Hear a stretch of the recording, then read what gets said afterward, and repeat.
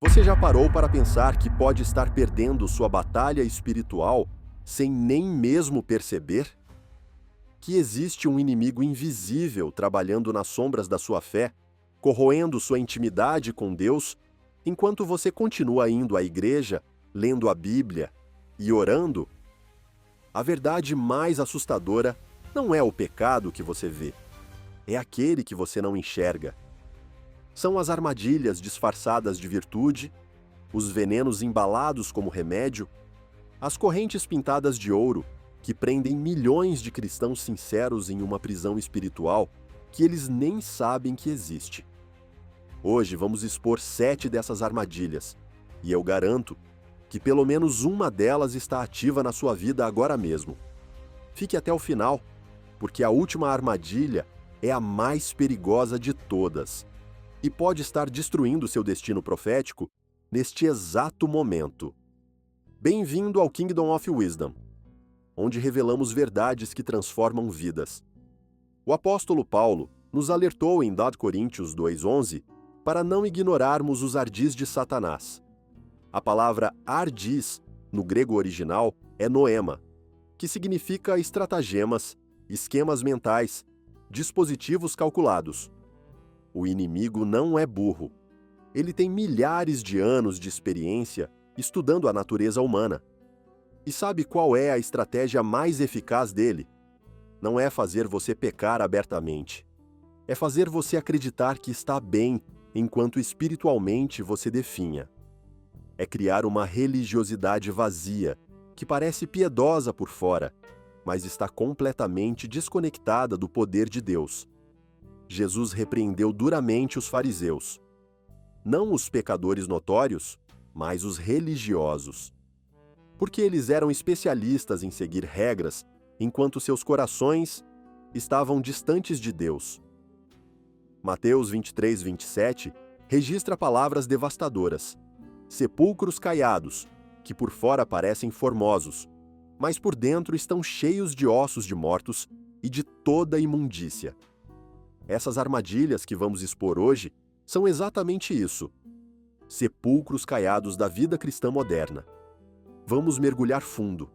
A primeira armadilha é talvez a mais comum. Transformar sua fé em uma performance para plateias humanas. Isso acontece quando você ora mais alto, quando outros estão ouvindo.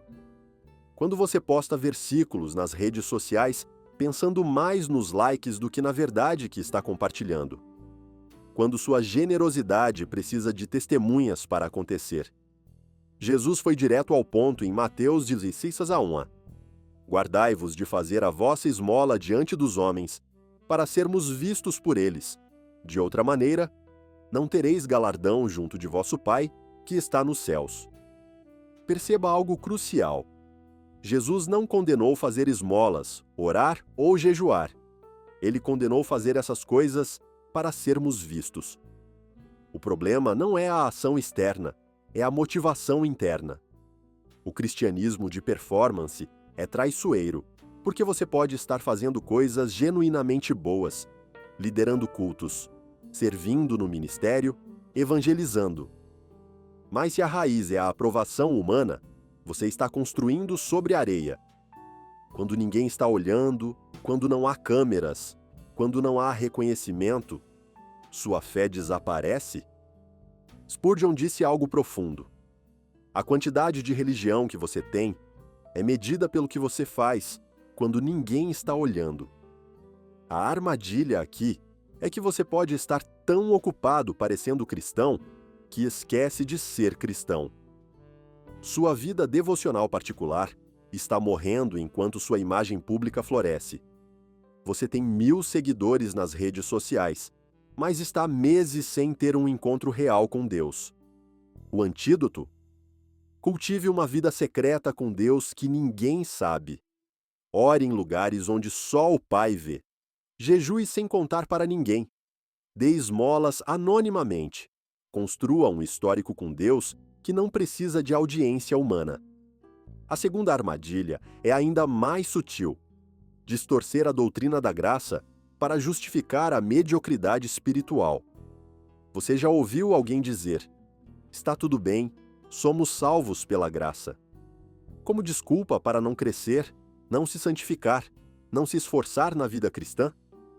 Essa é uma das heresias mais populares do cristianismo moderno.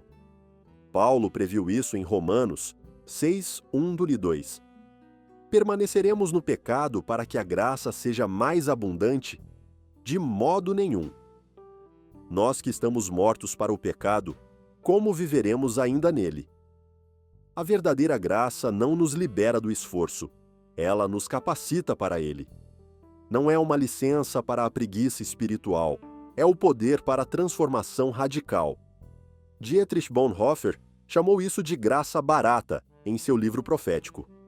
Ele escreveu: graça barata é a pregação do perdão sem exigir arrependimento, é o batismo sem disciplina da igreja, é a ceia sem confissão de pecados, é a absolvição sem contrição pessoal. Graça barata é graça sem discipulado, graça sem a cruz, graça sem Jesus Cristo vivo. A armadilha funciona assim. Você peca, se sente mal por 2 segundos, murmura, estou coberto pela graça, e continua no mesmo padrão. Sem arrependimento genuíno, sem mudança real, sem guerra contra o pecado. Mas Tito 11:12 revela o propósito da graça. Porque a graça de Deus se manifestou, trazendo salvação a todos os homens, educando-nos para que, renegadas a impiedade e as paixões mundanas, vivamos no presente século sensata, justa e piedosamente. Veja, a graça educa, ela transforma. Não é um travesseiro confortável para dormirmos na mediocridade. É uma força revolucionária que nos capacita para a santidade. Se sua compreensão da graça não está produzindo santidade crescente, humildade profunda e amor ardente por Jesus, você caiu nessa armadilha. Você tem graça na teoria, mas licenciosidade na prática. A terceira armadilha captura especialmente os cristãos dedicados. Estar tão ocupado fazendo a obra de Deus que você negligencia o Deus da obra. Esta é a armadilha de Marta. Lucas 10 registra que ela estava distraída com muito serviço, enquanto Maria escolheu a boa parte, sentar aos pés de Jesus. Você pode estar liderando células, coordenando ministérios, pregando sermões, organizando eventos e estar espiritualmente vazio. É possível fazer tudo certo externamente, enquanto seu coração esfria internamente. Jesus fez um alerta devastador em Mateus 7:22-23. Muitos me dirão naquele dia: Senhor, Senhor, não profetizamos nós em teu nome? E em teu nome não expulsamos demônios? E em teu nome não fizemos muitas maravilhas? E então lhes direi abertamente: nunca vos conheci. Apartai-vos de mim, vós que praticais a iniquidade. Isso é aterrorizante. Pessoas que profetizaram, expulsaram demônios e fizeram maravilhas, tudo em nome de Jesus. Mas ele diz: nunca vos conheci. O problema não foi falta de atividade ministerial, foi falta de relacionamento íntimo. A palavra conheci, ali, é ginosco, em grego, conhecimento íntimo, experimental, relacional. Não é saber sobre Jesus, é conhecer Jesus pessoalmente. Richard Foster escreveu: nossa preocupação urgente hoje é estar tão ocupados em fazer coisas boas que não temos tempo para o necessário. Desenvolver amizade profunda com o Pai. Sintomas de que você caiu nessa armadilha. Sua lista de tarefas ministeriais é maior que seu tempo de oração. Você pode falar horas sobre métodos de ministério, mas minutos sobre o que Deus falou pessoalmente com você. Você se sente culpado quando não está fazendo algo para Deus. Seu valor próprio está ligado à sua produtividade ministerial. Você está exausto, esgotado, sem alegria no serviço. O antídoto radical: aprenda a desperdiçar tempo com Jesus. Priorize momentos sem agenda, sem pedidos, sem pressa. Apenas estar na presença dele. Maria escolheu isso, e Jesus disse que ela escolheu a boa parte a qual não lhe será tirada. A quarta armadilha infecta comunidades cristãs inteiras: medir sua jornada espiritual usando a régua de outras pessoas. Você olha para aquele líder de louvor ungido e pensa: minha adoração é tão fria comparada à dele. Observa aquele irmão que jejua 40 dias e se sente um fracasso espiritual. Vê aquela irmã com um dom profético poderoso e questiona seu valor no reino. Paulo nos adverte em 2 Coríntios 10, 6 e 12. Eles, medindo-se consigo mesmos e comparando-se consigo mesmos, revelam falta de entendimento. A comparação espiritual é falta de entendimento porque ignora uma verdade fundamental. Deus tem um plano único para cada vida. Sua jornada não é uma corrida contra outros cristãos. É uma caminhada pessoal com seu Criador. Esta armadilha produz dois venenos igualmente mortais. Primeiro, o desânimo e inferioridade. Você sempre se sente aquém, inadequado, não suficientemente espiritual. Isso mata sua confiança em Deus e paralisa seu avanço. Segundo, o orgulho espiritual. Se você se compara com alguém menos maduro, desenvolve arrogância disfarçada de piedade. Você agradece a Deus por não ser como aquele cristão mundano ali. Exatamente como o fariseu, em Lucas 18. Theodore Roosevelt tinha razão.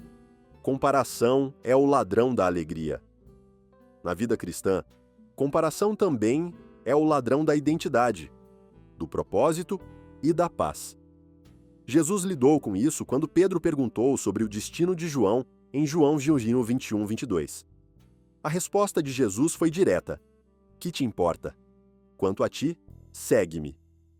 Em outras palavras, não olhe para Jorar e para a jornada de outro, foque na sua própria obediência. Sua caminhada espiritual não é competição, é colaboração. O corpo de Cristo precisa de cada membro funcionando segundo seu design único, não de clones tentando ser cópias mal feitas de outros. O antídoto: celebre as vitórias de outros sem se diminuir. Aprenda com eles sem se comparar. Lembre-se que Deus não está procurando por alguém melhor que você.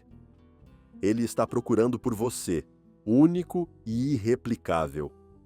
A quinta armadilha é especialmente prevalente em ambientes carismáticos: tornar-se viciado em experiências espirituais ao invés de apaixonado pela pessoa de Deus. Você conhece o padrão: pular de conferência em conferência, perseguir manifestações sobrenaturais, buscar sempre o próximo toque de Deus. Mas entre esses momentos de êxtase, sua vida espiritual é um deserto. Isso é idolatria disfarçada de zelo. Você não está buscando a Deus, está buscando como Deus faz você se sentir. Não ama o noivo, ama os presentes do casamento. Jesus confrontou isso em João 6,26. Vós me buscais, não pelos sinais que vistes, mas porque comestes do pão e vos saciastes.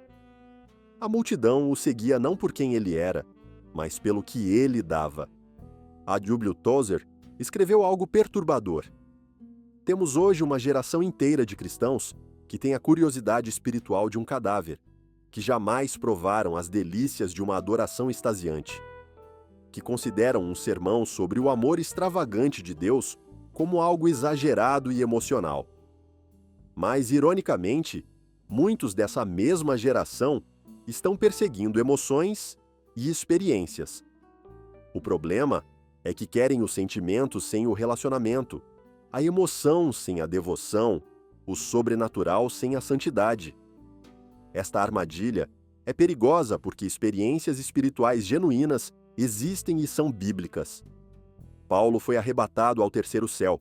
João teve visões apocalípticas. Os discípulos viram a glória de Jesus transfigurado. O problema não é buscar experiências, é fazer delas o objetivo final, ao invés de um subproduto de intimidade com Deus. Teste seu coração. Você ficaria satisfeito se Deus nunca lhe desse outra experiência mística, outra manifestação sobrenatural, outro momento de êxtase espiritual. mas prometesse estar perto de você para sempre? Se sua resposta hesita, você caiu na armadilha. Jó declarou no meio de perda devastadora: ainda que ele me mate, nele confiarei. Jó 13:15. Isso é amor puro por Deus, não por bênçãos. Abacuque 3:17-18. Ecoa: ainda que a figueira não floresça, nem haja fruto na vide, todavia eu me alegrarei no Senhor.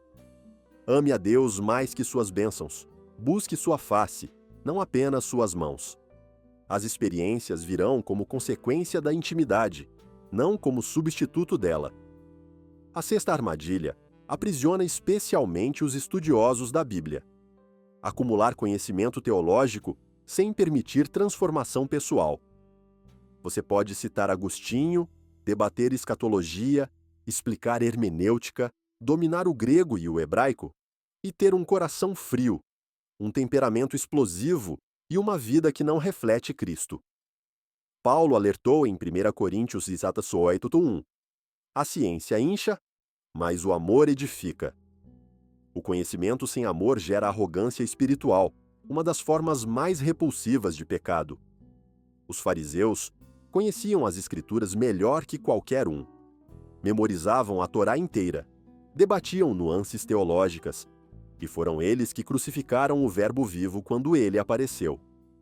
Dallas Willard disse profundamente: o objetivo de tornar-se um cristão não é aprender a fazer o que Jesus ensinou, mas aprender a fazer tudo o que fazemos da maneira como Jesus faria. Esta armadilha cria cristãos que são bibliotecas ambulantes de informação bíblica, mas vazios de poder transformador. Eles sabem tudo sobre amor, mas não amam. Tudo sobre humildade, mas são orgulhosos. Tudo sobre perdão, mas guardam amargura. Tiago 1:22 expõe isso.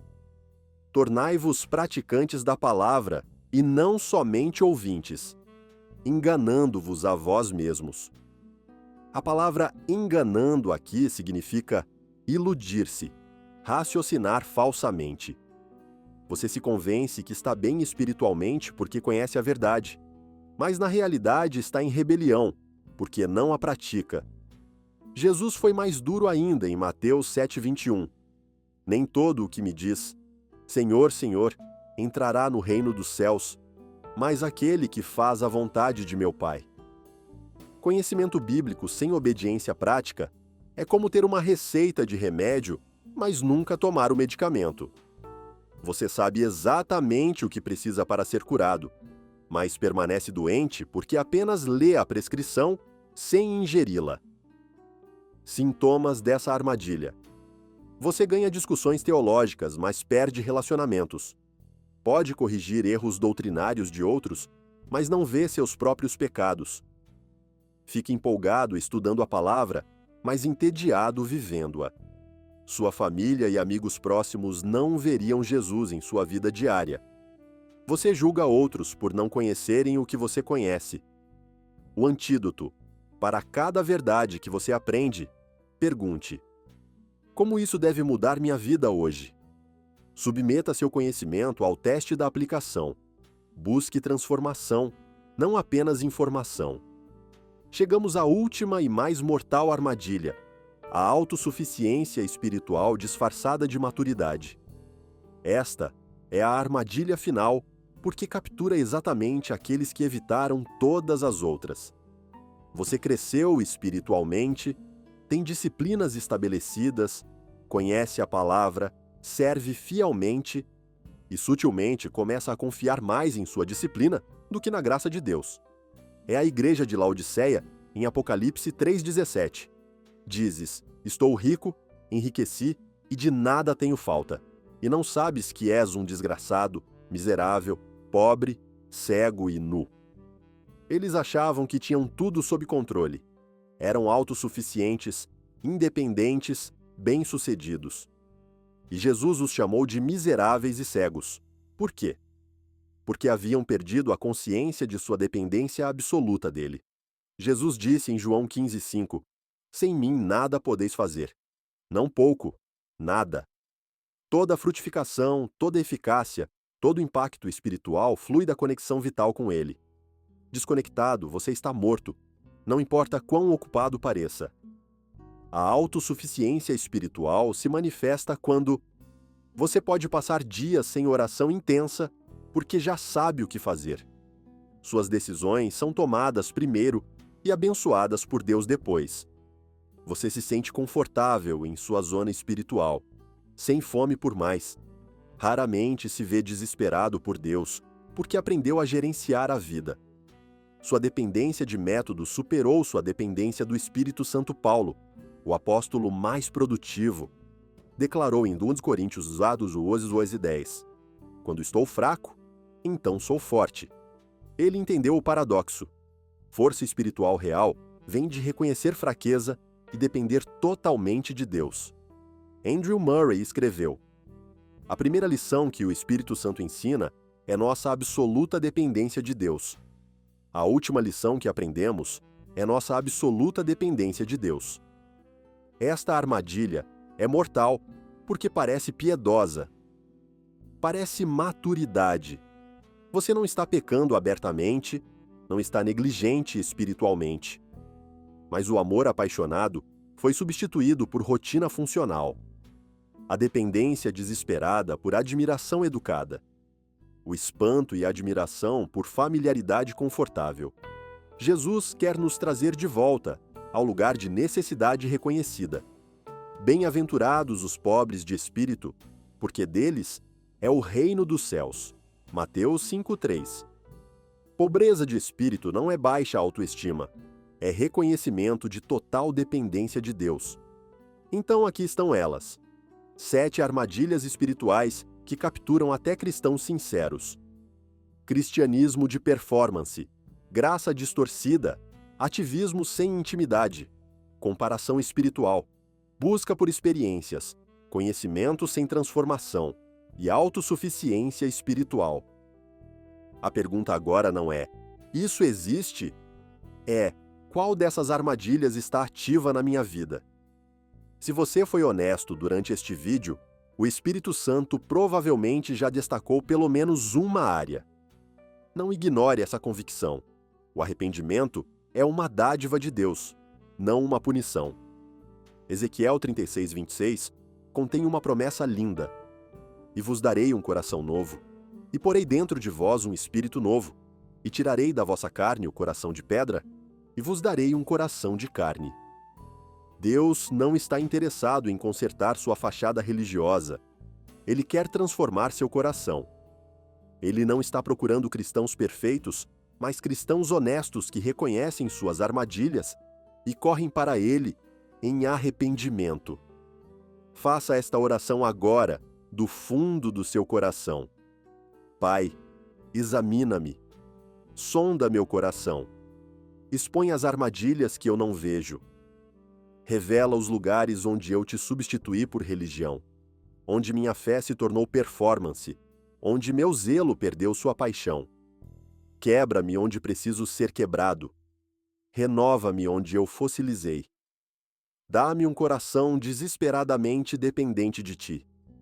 Que eu te ame mais que bênçãos, mais que aprovação humana, mais que minha própria reputação espiritual.